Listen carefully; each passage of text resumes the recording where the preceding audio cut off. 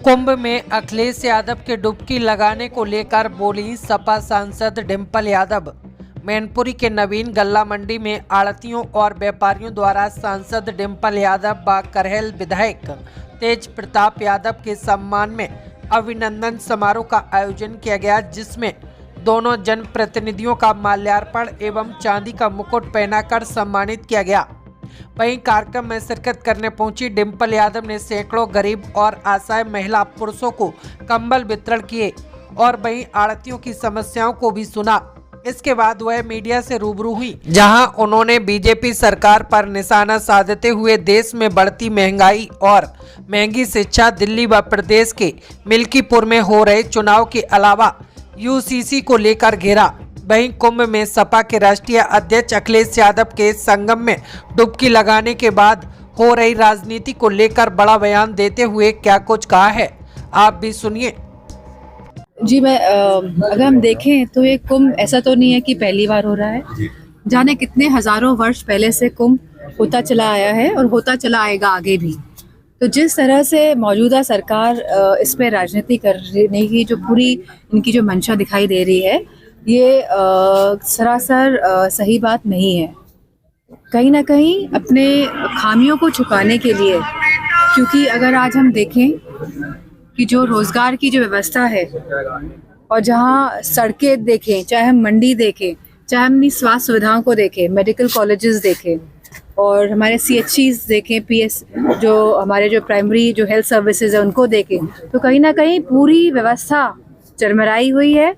हमारे primary schools की जो व्यवस्था जो होनी चाहिए और जिस तरह से बजट पे लगातार कटौती कर रहे हैं ये लोग, तो कहीं ना कहीं अपनी नाकामियों को छुपाने के लिए इतना इसको बड़ा चढ़ा के कहा जा रहा है। और ये अच्छी बात है कि हमारी संस्कृति का अग्रिम हिस्सा कुंभ है। पहले भी हजारों साल पहले था, आज भी है और आने वाले समय में भी रहेगा और ये हमेशा रहेगा। और जितना भी इसमें जो पैसों का जो इस्तेमाल हो रहा है, तो मैं समझती हूँ जितने भी इसमें पैसे लग रहे हैं व्यवस्थाओं को देखने के लिए, ये जो पैसे हैं, ये जो टैक्स के पैसे हैं, इससे ये हो रहा है सारा काम। तो इसमें राजनीति करने की बात कहाँ से आ गई? क्यों इस तरह की होड़ मची हुई है? ये बात ऐसा तो नहीं कहेंगे समझ से परे है, क्योंकि हम जानते हैं कि क्या भावना के साथ और किस मंशा के साथ ये सब हो रहा है। अच्छा, धार्मिक स्थान में कुंभ में खासतौर से योगी ने कैबिनेट मीटिंग बैठाई, कैबिनेट किस तरह से देखती हैं? हमेशा, क्योंकि बहुत बड़ी स्तर पे यह कुंभ का ये जो पूरा मैनेजमेंट होता है, बहुत करोड़ों लोग आते हैं इसमें हिस्सा लेने के लिए, तो नेचुरली इसमें एक मीटिंग नहीं कई मीटिंग्स बिठानी पड़ती है, क्योंकि पूरी व्यवस्था देखने का जो जिम्मेदारी है वो सरकार की होती है। डिप्टी सीएम केशव प्रसाद मौर्य का कहना है कि कांग्रेस और समाजवादी पार्टी में मानसिक दोष है, उसका इलाज वो कराएं या ना कराएं, मगर ये कुंभ जाके स्नान जरूर करें। इसको लेकर मैं क्या कहूँ इस बात पे?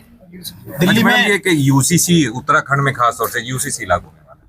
जहाँ जहाँ भाजपा शासित राज्य है वहाँ पे यूसीसी लागू करने की भाजपा की रणनीति है। यूसीसी लागू होने को लेकर आपका और समाजवादी क्योंकि भारतीय जनता पार्टी का जनाधार लगा जो रिजल्ट्स रहा है, तो कहीं ना कहीं भारतीय जनता पार्टी को नुकसान हुआ है और ये बात वो समझ रहे हैं। इस वजह से वो इस तरह के मुद्दे लेके आ रहे हैं कि उनका जनाधार जो घट रहा है, कहीं ना कहीं उसको वो घटने ना दे। दिल्ली विधानसभा चुनाव चल रहे हैं, भारतीय जनता पार्टी कह रही इस बार कमल खिलेगा, लेकिन केजरीवाल कह रहे हैं जो कि समाजवादी पार्टी का गठबंधन भी है। मैं समझ, आप जो पार्टी है वो पूर्ण बहुमत के साथ, पूर्ण बहुमत आपको और हमारे अरविंद केजरीवाल जी को मिल रहा है। अच्छा, योगी जी प्रचार में गए थे दिल्ली, वहाँ उन्होंने कहा केजरीवाल पे तंज कसा था, क्या यमुना जी में वो डुबकी लगा सकते हैं? उस पर अखिलेश यादव ने डिफेंड करते कहा है कि क्या योगी जी मथुरा के यमुना में या गोमती नगर में जाके पानी पी के अपना इस चैलेंज को स्वीकार कर सकते हैं क्या? अगर आप देखेंगे लखनऊ में आके गोमती की जो हालत है,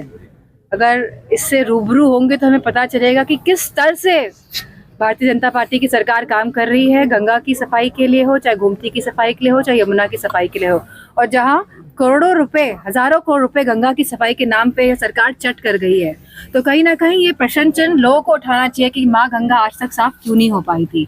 और जितने भी करप्शन इस सरकार में हो रहा है मौजूदा, और हम सब समझ रहे हैं कि किस तरह का करप्शन, पूरे भ्रष्टाचार पूरे उत्तर प्रदेश में हर लेवल पे चल रहा है, और ये जनता भी समझ रही है, ये बात समझ रही है कि करप्शन और भ्रष्टाचार लगातार उत्तर प्रदेश में बढ़ रहा है और जनता तैयार है इस बार भारतीय जनता पार्टी को एक आखिरी हटाने के लिए। एक आखिरी सवाल, अखिलेश यादव जी कुंभ नहा लिए, 11 डुबकी लगाई, उन्होंने बात की। लोग की सवाल उठा रहे हैं, क्या ये किसी तरह का राजनीतिक दबाव था, या अपनी स्वेच्छा से कहते हैं, या किसी आस्था के कहते हैं? मैं समझती हूँ सबको अधिकार है कि वो कभी भी कहीं भी जा सकता है, किसी भी मंदिर मस्जिद के दर्शन करने जा सकता है। और जो ये सवाल प्रश्न चिन्ह उठाते हैं, तो मैं समझती हूँ वो जो हमारा अधिकार है, जो हमारे सिटीजनशिप का जो अधिकार है, उसका कहीं ना कहीं हनन कर रहे हैं। और मीडिया वाले भी मैं समझती हूँ जो पूछते हैं कि आप कब जाएंगे, तो मैं समझती हूँ कि स्वतंत्रता होनी चाहिए लोगों के पास, क्योंकि स्वतंत्रता से ही शक्ति आती है कहीं ना कहीं। तो आप इस शक्ति को नष्ट ना करें। मिल्कीपुर में उपचुनाव हो रहा है, मिल्कीपुर 5 तारीख को वोटिंग होनी है। मिल्कीपुर बीजेपी कह रही है कि इस बार मिल्कीपुर में कमल का फूल खिलेगा। समाजवादी पार्टी ने आपको जिम्मेदारी दी है, आपका रोड शो भी वो है। तो 2024 के चुनाव में भी कह रही थी कमल का फूल खिलेगा, 80 में से 80, 400 पार, तो कैसा कुछ हो पाया।